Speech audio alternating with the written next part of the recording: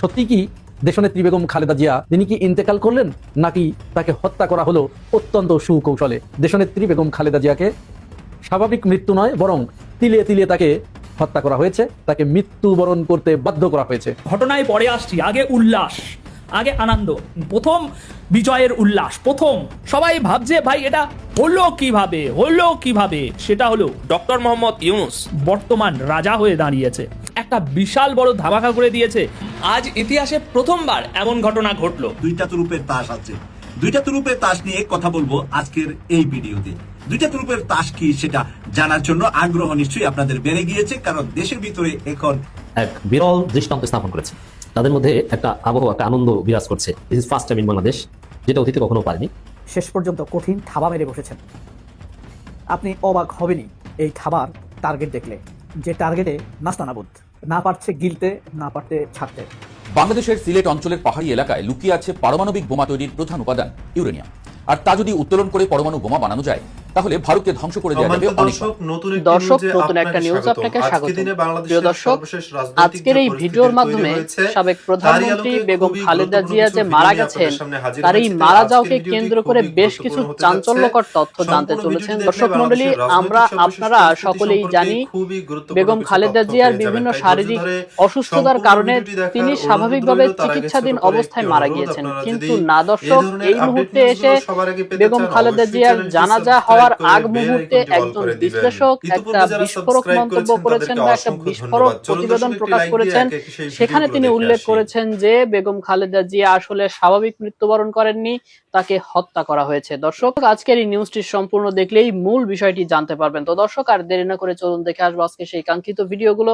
তবে তার আগে বলবো, যারা প্রতিনিয়ত আপডেট খবর দেখতে চান তাহলে অবশ্যই আমাদের চ্যানেলটি সাবস্ক্রাইব করে পাশে থাকা বেল আইকনটি ক্লিক করে দিন। আর যারা ইতিমধ্যেই চ্যানেলটি সাবস্ক্রাইব করে রেখেছেন তাদেরকে অসংখ্য ধন্যবাদ। তো চলুন দর্শক, ভিডিওটিতে একটি লাইক দিয়ে আমরা ধারাবাহিকভাবে সবগুলো ভিডিওর আলোচনা দেখে আসি। সত্যি কি দেশনেত্রী বেগম খালেদা জিয়া তিনি কি ইন্তেকাল করলেন নাকি তাকে হত্যা করা হলো অত্যন্ত সুকৌশলে? বিশ্লেষক মহল, রাজনীতি বিজ্ঞানীরা এবং রাষ্ট্রবিজ্ঞানীরা, রাজনৈতিক বিশ্লেষকরা, তারা এই সিদ্ধান্তে উপনীত হয়েছে যে দেশনেত্রী বেগম খালেদা জিয়াকে স্বাভাবিক মৃত্যু নয় বরং তিলে তিলে তাকে হত্যা করা হয়েছে, তাকে মৃত্যুবরণ করতে বাধ্য করা হয়েছে। এবং এটির সপক্ষে তারা যথেষ্ট যুক্তি, প্রমাণ এবং দলিল, দস্তাবেজ, নথিপত্র সবকিছু রেডি করেছে, উপস্থাপন করেছে। আমাদের হাতেও এরকম একটি এক্সক্লুসিভ তথ্য এসেছে, যেটি আমি আপনাদেরকে দেখাবো। যে শেখ হাসিনা, প্রথম আলো, ডেইলি স্টার এবং তাদের এদেশীয় যে মিত্র, প্রধান মিত্র, সেই কাঁটাতারের বেড়ার ওপারের দেশটি, এই কয়জন মিলে দেশনেত্রী বেগম খালেদা জিয়াকে তিল তিল করে হত্যা করেছে, তাকে মৃত্যুর মুখে ঠেলে দিয়েছে। তিনি অত্যন্ত স্বাভাবিক জীবনযাপন করছিলেন এবং তার শরীর, স্বাস্থ্য সবকিছু যথেষ্ট ভালো ছিল। প্রথম আলো গঙেরা দেশনেত্রী বেগম খালেদা জিয়ার জীবনকে তিলে তিলে তাকে মানসিক যন্ত্রণা দিয়ে ভিতর থেকে তাকে শেষ করে দিয়েছে। আর সেই সাথে কারাগারের ভিতরে তাকে স্লো পয়জনিং এর মাধ্যমে ক্ষুদ্র ক্ষুদ্র কোনা কোনা বিষ প্রয়োগ করে তাকে ধীরে ধীরে মৃত্যুর দিকে ঠেলে দিয়েছে। এটা আমি বানিয়ে বলছি না, এটার প্রমাণ আছে, ডকুমেন্টস আছে। আমরা চলুন সেই ডকুমেন্টসে যাই। আপনাদের কি মনে পড়ে মির্জা ফখরুল ইসলাম আলমগীর তিনি বারবার বলেছেন যে বেগম খালেদা জিয়াকে স্লো পয়জনিং এর মাধ্যমে তাকে হত্যার নীল নকশা বাস্তবায়ন করছে শেখ হাসিনা। অপরদিকে মির্জা আব্বাসের একটি বক্তব্য আপনাদের মনে থাকার কথা, আপনারা শুনেছেন। মির্জা আব্বাস তিনি বলছেন 5 আগস্টের পরে, এই 5 আগস্টের পরে কলকাতার একজন সাংবাদিক তিনি ঢাকায় আসলেন। ঢাকায় এসে মির্জা আব্বাসের সাথে দেখা করলেন। দেখা করার পরে তিনি জিজ্ঞাসা করলেন যে তোমরা কিসের এত বড়াই করছো, এত নাচানাচি করছো কেন, কাকে নিয়ে তোমরা রাজনীতি করবে? মির্জা আব্বাস তাকে জিজ্ঞাসা করলেন, কলকাতার সেই সাংবাদিককে, কেন আমরা আমাদের দেশনেত্রী বেগম খালেদা জিয়াকে নিয়ে? তখন তিনি, সেই সাংবাদিক মির্জা আব্বাসকে বললেন যে তিনি তো আর 2 বছর সর্বোচ্চ বাঁচবেন, 2 বছরের বেশি বাঁচবেন না, তাহলে তোমরা তাকে নিয়ে এত নাচানাচি কেন করছো? মির্জা আব্বাস তাকে জিজ্ঞাসা করলেন, এটি কেমন কথা, কেন 2 বছরের বেশি বাঁচবে না, আপনি এটা জানলেন কি করে? তখন ওই সাংবাদিক, ভারতীয় সাংবাদিক মির্জা আব্বাসকে বলেছিলেন যে এটি সেইভাবেই ডিজাইন করা, সেইভাবেই প্ল্যান করা, তিনি কতটুকু বিষ প্রয়োগ করলে কত সালের ভিতরে মারা যাবেন সেই মাত্রা অনুযায়ী তাকে সেই অনুযায়ী পয়জনিং করা হয়েছে। সুতরাং 2 বছর তিনি বাঁচবেন না, ঠিক তাই হলো। অর্থাৎ 5 আগস্টের পরে মাত্র তিনি 17 মাস দুনিয়ার বুকে বেঁচে ছিলেন। তাহলে এই যে মেটিকুলাস ডিজাইন, এই ডিজাইন কারা বাস্তবায়ন করলো? এই ইন্ডিয়া শেখ হাসিনাকে দিয়ে তাকে এই দুনিয়ার বুক থেকে সরিয়ে দিল। আর সেই ইন্ডিয়া এবং শেখ হাসিনা এখন দেশনেত্রী বেগম খালেদা জিয়ার মৃত্যুর খবর শুনে শোকবার্তা প্রেরণ করে, ভারত শোকবার্তা প্রেরণ করে। এই শোকবার্তা গ্রহণ করার বিন্দুমাত্র কোনো কারণ আছে বলে আমরা মনে করি না। আমরা মনে করি বিএনপির হাইকমান্ডের কাছে আমরা আহ্বান জানাবো যদি আমার এই ভিডিও আপনাদের সামনে যে থাকে তাহলে আপনারা এই শোক বার্তাকে প্রত্যাখ্যান করুন। এটি মূলত শোক বার্তা নয়, এটি আপনাদের সাথে প্রতারণা, প্রহসন এবং আপনাদের কাটা ঘায়ে নুনের ছিটা দেয়া। শেখ হাসিনা সেখানে বসে হত্যা করেছে, তারেক রহমানকে এতিম করেছে, আরাফাত রহমান কোকোকে মেরে ফেলেছে, সে এবং তার ছেলে সজীব ওয়াজেদ জয় দুজন মিলে শোক বার্তা প্রেরণ করছে। এটি কি শোক বার্তা? এটাকে কি আমরা শোক বার্তা বলতে পারি? না, নিশ্চয় নয়, এটি শোক বার্তা নয়। এটি আপনাদের সাথে টিটকারি মারছে, ফাজলামো করছে, আপনাদের গায়ে হাত দিয়ে ইয়ার্কি মারছে। এখন বিএনপির নেতাকর্মীরা এটি চিন্তা করুক যে প্রথম আলো, যে ডেইলি স্টার, যে ইন্ডিয়া, যে আওয়ামী লীগ বিএনপিকে ছন্নছাড়া করার জন্য, উচ্ছন্নে পাঠানোর জন্য এবং নেতৃত্ব শূন্য করার জন্য দেশনেত্রী বেগম খালেদা জিয়াকে অত্যন্ত সুপরিকল্পিতভাবে, সুচতুরভাবে তাকে মৃত্যুর দিকে ঠেলে দিয়েছে। তাদের সাথে কেমন আচরণ করবে এবং তারা তাদেরকে গ্রহণ করবে কিনা এই সিদ্ধান্ত কিন্তু বিএনপিকে নিতে হবে। হঠাৎ করে আমরা যখন দেখি যে প্রথম আলো এরকম খালেদা জিয়াকে মানসিক যন্ত্রণা দিয়েছে, সেই প্রথম আলো ডেইলি স্টার হঠাৎ করে বিএনপির কাছে কেন এত ভালোবাসার পাত্র হয়ে গেল আমাদের বুঝে আসে না। এরা আজ যা করেছে কাল যে এই কাজটা করবে না সুযোগ পেলে, এর কোনো নিশ্চয়তা আছে? কোনো নিশ্চয়তা নেই। সুতরাং আবার বলছি, আপনারা ভারত, শেখ হাসিনা, সজীব ওয়াজেদ জয় এদের এই শোক বার্তাকে প্রত্যাখ্যান করুন। এদেরকে বুঝিয়ে দিন যে তোমরা যাকে হত্যা করেছো এটি আমাদের নখদর্পণে আছে, এটি আমরা খুব ভালো করে বুঝি, জানি। সুতরাং তোমাদের এই শোক বার্তাকে আমরা ভালোভাবে গ্রহণ করলাম না, এটি প্রত্যাখ্যান করলাম। এটি অত্যন্ত জরুরি রাজনীতির জন্য, বেগম খালেদা জিয়ার জন্য। তিনি কোনোদিন কারোর কাছে মাথা নত করেন নাই। মৃত্যুর পরেও তিনি কারোর এই কালপ্রিটদের শোক বার্তা তিনি নিয়ে কবরে যাবেন, এটি হতে পারে না, কোনো মতো অবস্থায় হতে পারে না। বাংলাদেশের সিলেট অঞ্চলের পাহাড়ি এলাকায় লুকিয়ে আছে পারমাণবিক বোমা তৈরির প্রধান উপাদান ইউরেনিয়াম। আর তা যদি উত্তোলন করে পরমাণু বোমা বানানো যায় তাহলে ভারতকে ধ্বংস করে দেওয়া যাবে অনেকবার। এ ভাষায় কয়েকদিন আগে হুমকি দিয়েছেন ঢাকা বিশ্ববিদ্যালয় ছাত্র সংসদ ডাকসুর সাহিত্য সম্পাদক মোসাদ্দেক আলী। তিনি শুধু এই বক্তব্য দিয়েই ক্ষান্ত থাকেননি, এই বক্তব্যের ব্যাখ্যাও দিয়েছেন। নিজের বক্তব্যে মোসাদ্দেক বলেছিলেন, গত কয়েকদিন ধরে বাংলাদেশের সার্বভৌমত্ব নিয়ে সবচেয়ে বেশি হুমকি আসছে ভারত থেকে। তারা কথায় কথায় বলছে যে আমাদের পারমাণবিক বোমা দিয়ে উড়িয়ে দেবে, কিন্তু তারা জানে না বাংলাদেশের কুলাউড়া পাহাড়ে যে পরিমাণ ইউরেনিয়াম আছে সেটা যদি আমরা উত্তোলন করতে পারি ভারতকে অসংখ্যবার ধ্বংস করে দেওয়া যাবে।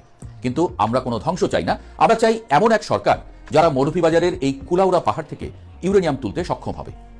আসলেই কি বাংলাদেশের মাটির নিচে মহামূল্যবান ইউরেনিয়াম আছে? আর থাকলেই কি তা উত্তোলন করা সম্ভব? উত্তোলন যদিও করা যায়, বাংলাদেশের মতো দেশের পক্ষে কি পারমাণবিক বোমা তৈরি সম্ভব আদৌ কোনো দিন হবে? এসব প্রশ্নের উত্তর খোঁজার আগে দেখে নেওয়া যাক মোসাদ্দেক তার ফেসবুক স্ট্যাটাসে কি ব্যাখ্যা দিয়েছেন। মোসাদ্দেক তার বক্তব্যের ব্যাখ্যায় দাবি করেন, হিলারি ক্লিন্টন পর্যন্ত তার বক্তব্যে বাংলাদেশের ইউরেনিয়ামের কথা বলেছিলেন। মোসাদ্দেক লিখেছেন, মৌলভীবাজারের হারাগাছায় কুলাউড়া পাহাড়ের ইউরেনিয়াম, যেটা নিয়ে কন্ট্রোভার্সি হচ্ছে। কিছু মানুষ আবার ট্রল করছেন, কিন্তু জিনিসটা মোটেও সস্তা বা সিলি কোনো বিষয় নয়। এদেশের কোনো রাজনীতিবিদকে কখনো এ বিষয় নিয়ে কোনো কিছু বলতে শুনিনি। তারা কি এত বড় একটা সম্পদ নিয়ে 50 বছরের ইতিহাসে কখনো কোনো প্ল্যান বা কনসার্ন দেখিয়েছে? না, কাউকে একবার মুখে আনতেও শুনিনি। অথচ বাইরের দেশের অনেক রাজনীতিবিদ আমাদের দেশে অবস্থিত কুলাউড়া পাহাড়ের ইউরেনিয়াম নিয়ে খোলাখুলি কথা বলেছে, এটা নিয়ে আগ্রহ প্রকাশ করেছে। 2012 সালের দিকে হিলারি ক্লিন্টন বাংলাদেশ সফরে এলে সেন্ট মার্টিন এবং কুলাউড়ার কথা বলেছেন। কুলাউড়ায় ইউরেনিয়ামের সন্ধান পাওয়া যায় 1975 সালে। 1985 সালে এর 10 বছর পরে ভূতাত্ত্বিক জরিপ অধিদপ্তর আবার অনুসন্ধান চালিয়ে ইউরেনিয়ামের বিষয়ে নিশ্চিত হয়। আর এই ইউরেনিয়াম পৃথিবীর অন্যান্য দেশ থেকে উন্নত। ওই সময় মৌলভীবাজারের জুড়ির হারাগাছা এবং সিলেটের জৈন্তাপুর থেকে সংগৃহীত মাটি পরীক্ষা করে দেখা যায় প্রতি 10 লাখ মাটির কণার মধ্যে রয়েছে 500 থেকে 1300 ইউরেনিয়াম কণা। অর্থাৎ পরীক্ষিত স্থানের মাটিতে ইউরেনিয়াম প্রাপ্তির হার 500 থেকে 1300 পার্টস পার মিলিয়ন ppm। বিশ্বের যেসব খনি থেকে ইউরেনিয়াম সংগ্রহ করা হয় সেগুলোতে 300 থেকে 1000 ppm ইউরেনিয়াম থাকে। মোসাদ্দেক আলীর এমন বক্তব্য এবং তার ফেসবুক ব্যাখ্যায় রীতিমতো হইচই হচ্ছে রাজনীতি এবং বিজ্ঞান প্রযুক্তি সংশ্লিষ্ট বিশেষজ্ঞদের মাঝে। অনেকে আবার এ নিয়ে হাসাহাসি ট্রল পর্যন্ত করছেন। জামাত চরমনাই ঐক্য আরো সুদৃঢ় এবং নেতাকর্মীরা উজ্জীবিত, দেশের আনাচে কানাচে গ্রামগঞ্জে সর্বত্র দেশব্যাপী ভোটাররা অনুপ্রাণিত। তাদের মধ্যে একটা আবহাওয়া, একটা আনন্দ বিরাজ করছে যে হুজুররা এবার এক হয়েছে। This is first time in Bangladesh, যেটা অতীতে কখনো পারেনি। দেখেন, হুজুররা বলতে এখানে দু একজন খেজুর গাছ মার্কা ভণ্ড হুজুর আছে, আলাউদ্দিন জিহাদি মার্কা দু একজন হুজুর, গিয়াসউদ্দিন তাহিরি মার্কা হুজুর আছে। কিন্তু আপনি যদি বাংলাদেশের গ্রামে গঞ্জে যান, আপনি হুজুররা এক হয়েছে বলতে কি বোঝেন? আপনি আপনার কাছে প্রশ্ন করেন, আপনি যে এলাকায় নামাজ পড়েন, দেখবেন যে আপনার ইমাম, আপনার মসজিদ বা আপনার এলাকায় মৌলানা, মাদ্রাসা শিক্ষক, এরা হয় জামাত নয় চরমনাই। এর বাইরে এটা আপনি হাজারকে বা লাখে দুই একটা পেতে পারেন, ওটার কোনো তাৎপর্য নেই। হ্যাঁ, আছে দু একজন আহলে হাদিস হুজুর আছে, সুন্নি হুজুর বাংলাদেশের কোনো কোনো জায়গায় আপনি পাবেন, চট্টগ্রাম সহ বিভিন্ন জায়গায়, সিলেটে। কিন্তু সামাজিকভাবে রিলেভেন্ট হুজুর বলতে যারা বোঝায় এরা হয় জামাত নয় চরমনাই। এখন হুজুর যদি এরকম যে তাবলিক মার্কা হুজুর, দুনিয়া উল্টে গেলেও ওই দিকে তিনি মাথা ঘামাবেন না, ওটা নিয়ে তার কোনো আগ্রহ নেই। হুজুর যদি হয় এরকম, তাহলে তার কোনো সমস্যা নেই। সে জামাত চরমনাই করলেও বা কি, খেজুর গাছ করলেও বা কি, দানের শীষ করলেও বা কি। কিন্তু যে হুজুরের সোশ্যাল রিলেভেন্স আছে, সামাজিক অ্যাপ্লিকেশন আছে, হয় সে জামাত নইলে Charmonai, most of them are that. এর বাইরে খুব কম, ওটা হিসাবে উল্লেখ করার মতো না। এর মানে আসলে ইসলামপন্থীদের ঐক্য বাংলাদেশে হয়ে গেছে। ইসলামপন্থীদের এই ঐক্যে ওইটাকে জামাত চরমনাই বললেই হয়, বাকিটা বলার দরকার হয় না। এই দুইটার মধ্যে বাকিটা আছে, আরো অনেক আছে। 8 দলের মধ্যে খেলাফত মামুনুল হক আছে। বাংলাদেশে হুজুর বলতে এই মিজানুর রহমান আজারি, আমির হামজা সহজ বিষয় ভাই, জটিলতায় যাওয়ার দরকার নেই। আপনি বাংলাদেশে হুজুর মনে করেন কাকে? আপনি সাধারণ জনগণ। মিজানুর রহমান আজারি, আমির হামজা, আগে ছিল দেলোয়ার হোসেন সাইদি, হাফিজুর রহমান সিদ্দিকী কুয়াকাটা হুজুর, চরমনাই পীর সাহেব, চরমনাই সেকেন্ড পীর। এদেরকে বাদ দিলে এখন হুজুর আছে, এরাই তো হুজুর, এরাই তো জামাত চরমনাই, এরাই তো ঐক্যবদ্ধ। বাংলাদেশের সবচেয়ে জনপ্রিয় হুজুর দুই ধারার দুইজন, মিজানুর রহমান আজারি, হাফিজুর রহমান সিদ্দিকী, এরা এখন এক। এতে জনগণের উপর তো প্রভাব পড়বেই। জামাত চরমনাইয়ের লোকেরা গ্রামে গ্রামে, মাঠে ময়দানে এরা উজ্জীবিত। এই উজ্জীবিত বা উজ্জীবনটা আরো দৃশ্যমান হয়। তারা একটা কর্মসূচি নিয়েছে আমার মনে হয়, যে এক প্রার্থী মানে জামাতের প্রার্থী চরমনাইয়ের প্রার্থীর বাসায় যাবেন, আর চরমনাইয়ের প্রার্থী জামাতের প্রার্থী বাসায় যাবেন। বিভিন্ন জায়গায় দেখি ছবি, হয়তোবা দুইজনে একজন প্রার্থী হিসেবে থাকবে, আরেকজন থাকবে না, কিন্তু একে অপরের বাসায় যাচ্ছেন এবং তারা ছবি তুলে ফেসবুকে দিচ্ছে। তারা উজ্জীবিত। এবং টাকেরহাট, খুলনা, ঝালকাঠি, বরিশাল বিভিন্ন জায়গায় সাইনবোর্ড দেখা যায় যে জামাত চরমনাই, ডিজিটাল ব্যানার জামাত চরমনাই, প্রচারে অমুক। এর মানে জামাত চরমনাইকে একসাথে দেখে মানুষ। এবং জামাতের যে অফিসিয়াল পেজ, সেখানে হাত পাখা সম্মিলিত ছবি, সমাবেশের ছবি থেকে নিয়ে হাত পাখা, বড় বড় হাত পাখা সহ ছবি প্রচার করা হয়। আবার চরমনাই পেজে সেখানে দাঁড়িপাল্লা, মানে জামাত চরমনাই ঐক্য হয়ে গেছে। এতে নেতাকর্মীরা, সাধারণ মানুষ, বিশেষ করে ধর্মপ্রাণ মানুষ যারা ধর্মীয় দৃষ্টিভঙ্গি থেকে ভোট দিবেন, তারা উজ্জীবিত যে এবার হুজুর এক। 2026 সালের নির্বাচনে জামাত বিজয়ের জন্য জামাতের হাতে দুইটা তুরুপের তাস আছে। দুইটা তুরুপের তাস নিয়ে কথা বলবো আজকের এই ভিডিওতে। দুইটা তুরুপের তাস কি সেটা জানার জন্য আগ্রহ নিশ্চয়ই আপনাদের বেড়ে গিয়েছে, কারণ দেশের ভিতরে এখন জামাত একটা ভাব বা স্লোগান চলছে সব জায়গায়। অফিস, আদালত, ব্যাংক, বিমায়, চায়ের দোকান, রিক্সার ড্রাইভার, প্লেনের পাইলট থেকে শুরু করে সকল জায়গায় জামাত একটা কথা এখন রব উঠে এসেছে। তো সেই জায়গায় আমি বলবো, বিজয়ের জন্য যে দুইটা তুরুপের তাস আছে জামাতের হাতে, সেই দুইটা তুরুপের তাস নিয়ে কিছু কথা বলছি আপনাদেরকে। 71-এর মুক্তিযুদ্ধে জামাত নিয়ে বিতর্ক করার সুযোগ পেয়েছে 54 বছর আওয়ামী লীগ, বিএনপি, জাতীয় পার্টি সবকটা দল। 71 সালে জামাত বাংলাদেশের স্বাধীনতার পক্ষে ছিলেন না, দ্বিখণ্ডিত না হয়ে দুটা মুসলিম দেশ একসাথে থাকুক তার পক্ষে ছিলেন। কিন্তু মানুষের রক্তপাত করেছে, মানুষের ক্ষয়ক্ষতি করেছে, নারী দর্শন করেছে, এইগুলা অ্যাড করে দেওয়া হয়েছে 71-এর পরে 72, 73, 74 সালে এসে তাদের নামের সাথে এগুলা ঢুকিয়ে দেওয়া হয়েছে।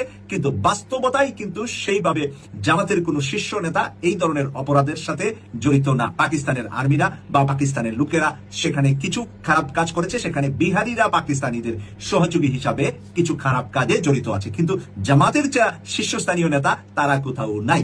এখন এই বিষয়টা নিয়ে 54 বছর জামাতকে খাটো করে রেখেছিলেন রাজনীতিবিদরা। কিন্তু শেখ হাসিনা দিল্লি পালিয়ে যাওয়ার পিছনে যে নাটের গুরু যাকে বলা হয়, আমরা অনেক সময় শুনেছি যে ডক্টর মোহাম্মদ ইউনূস মাহফুজ আলমকে পরিচয় করিয়ে দিয়েছে মাস্টার মাইন্ড। আসলে এইগুলা হলো বাহ্যিক, বাহিরে দেখানোর জন্য মাত্র। মূল কে সেই মাস্টার মাইন্ড সেটা কিন্তু এখন বের হয়ে আসছে সবার কাছে। এই কথাটা মেনে নেওয়া এখন সকলের জন্য ওয়াজিব যে সত্য মাস্টার মাইন্ড হলেন ডাক্তার শফিকুর রহমান, বাংলাদেশ জামাত ইসলামীর 3 বারের নির্বাচিত আমির। উনি এই মাস্টার মাইন্ড, শুধু এই মাস্টার মাইন্ড যেটা 24-এ বিজয়ী হয়েছে, মাস্টার প্ল্যানটা কিন্তু 24-এর না। এই মাস্টার প্ল্যান আরো 2-4-5 বছর আগের প্ল্যান। 2-4-5 বছর আগ থেকে জামাত শিবিরকে এবং জামাতের তরুণ, এখন একটা যুব জামাত নামক তারা একটা সংগঠন করেছে, যেটা অফিসিয়ালি আলাদা সংগঠন নয়, কিন্তু তাদের মিটিং, মিছিল সবকিছু বড়গুলো একসাথে হলেও কিন্তু সাংগঠনিক কাজ আলাদা আলাদা হয়। এই যুব জামাতটা সৃষ্টি করেছে ডাক্তার শফিকুর রহমান আমির হওয়ার পরে। এর আগে জামাতে যুব জামাত নামক কোনো জিনিস ছিল না। এই যুব জামাত আর ছাত্র শিবিরকে সংগঠিত করে প্রশিক্ষণ দিয়ে, মেধা দিয়ে, প্রজ্ঞা দিয়ে, সব ধরনের প্রশিক্ষণ দিয়ে তৈরি করেছেন তারা কয়েক বছর সময় নিয়ে। আর 24-এ এসে ফাইনালি তারা গোলটা দিয়েছেন, দিল্লি পাঠিয়ে দিয়েছেন পুরা 300 পার্লামেন্ট মেম্বার সহ, মন্ত্রী পরিষদ সহ, আওয়ামী লীগের কাছের যারা আছে সবাইকে। এই বিজয়টা যে জামাত করেছে, এখন আর এইটাকে দিবালিকের মতো, আয়নার মতো পরিষ্কার। যেখানে বিএনপির শীর্ষ নেতারা বিজয়ের আগ মুহূর্তেও বলেছিলেন যে আমরা এই আন্দোলনের সাথে। এই ভিডিওগুলো দেখছিলেন, এই সম্পর্কে আপনাদের মন্তব্য কমেন্টে লিখে পাঠাবেন। ভিডিও ভালো লাগলে চ্যানেলটি সাবস্ক্রাইব করতে ভুলবেন না। এবারের মতো এখানেই বিদায় নিচ্ছি, শীঘ্রই দেখা হবে নতুন কোনো ভিডিও নিয়ে। ততক্ষণ সকলে ভালো থাকুন, সুস্থ থাকুন। আসসালামু আলাইকুম ওয়া রাহমাতুল্লাহি ওয়া বারাকাতুহু।